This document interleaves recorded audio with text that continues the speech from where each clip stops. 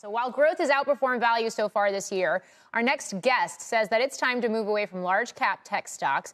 He sees better value in mid caps, and here to explain why is Vahan Janjigian. He's Chief Investment Officer at Greenwich Wealth Management. Joins us now. Vahan, it's great to have you on, and let's start right there. Why mid caps? Why now? Hi, Morgan.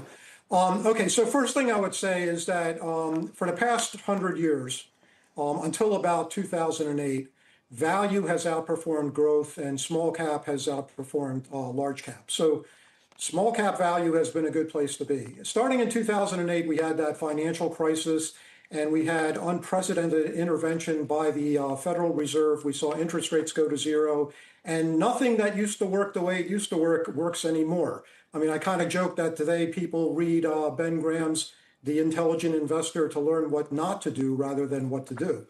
So I think that we've seen a situation now where growth has been outperforming for so much. It makes sense for people to rotate a little bit into other parts of the market.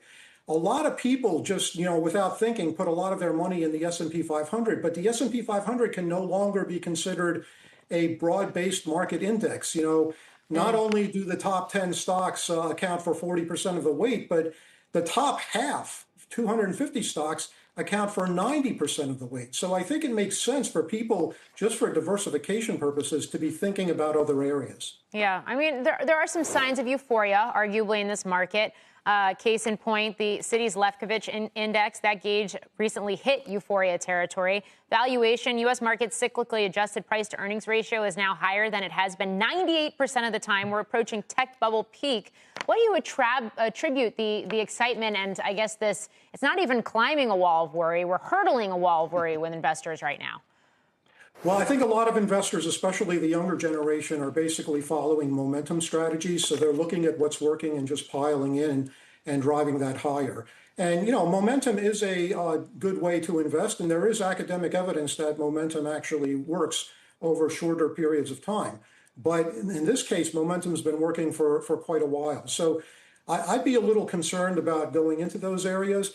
But as far as, the market being overvalued or not being able to go much higher, I would just remind people that I think it was in 1996 when Alan Greenspan talked about irrational exuberance in the market, yet the market continued to rally for about another 5 years. So even though it looks like the S&P 500 in particular is overvalued, that doesn't necessarily mean it won't go higher. Vahan, the thing that's been hanging over this whole market all year has been the tariff debate coming out of Washington. And I wonder if you're looking at mid caps. I haven't thought of this, and maybe you have. If you look at mid caps versus the large caps, is there a breaking point of how those two groups deal with the tariff impact differently? Are the mid caps more vulnerable to tariffs?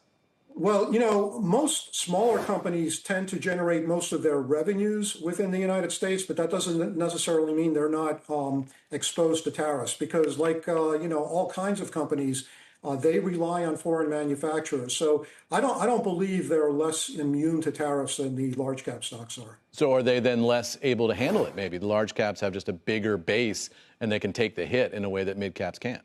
I think investors have reached that conclusion, and they believe that the larger companies can handle it better and perhaps absorb more of the cost and even pass on some of the costs, perhaps not directly by raising prices of things that are not necessarily impacted by the tariffs. Yeah, mitigation. That's been the word of the earnings season on conference calls. To your point, well, let's talk about names that you do like in this market right now. Well, one stock I really like a lot, it's a large cap value stock, is Verizon. This is a stock that pays a very generous dividend. It's been increasing the dividend every single year for the past 18 years. And believe it or not, it's actually outperforming the S&P 500 so far this year. Earlier this morning, I decided to just take a look at Verizon and compare it to Palantir, which is one of the hottest stocks in the market. And it's really interesting. I do believe it makes sense to pay more for growth, but the big question is how much more should you pay for growth? Verizon already has 40 times the revenue that Palantir has, and it's selling for only 9 times earnings, whereas Palantir is selling for something like 285 times earnings. So I think as I said, it makes sense to pay for growth, but I think we've reached the point where it no longer makes sense. So I would rather be in something like a Verizon right now but you have to be Yeah. you have to be patient with it.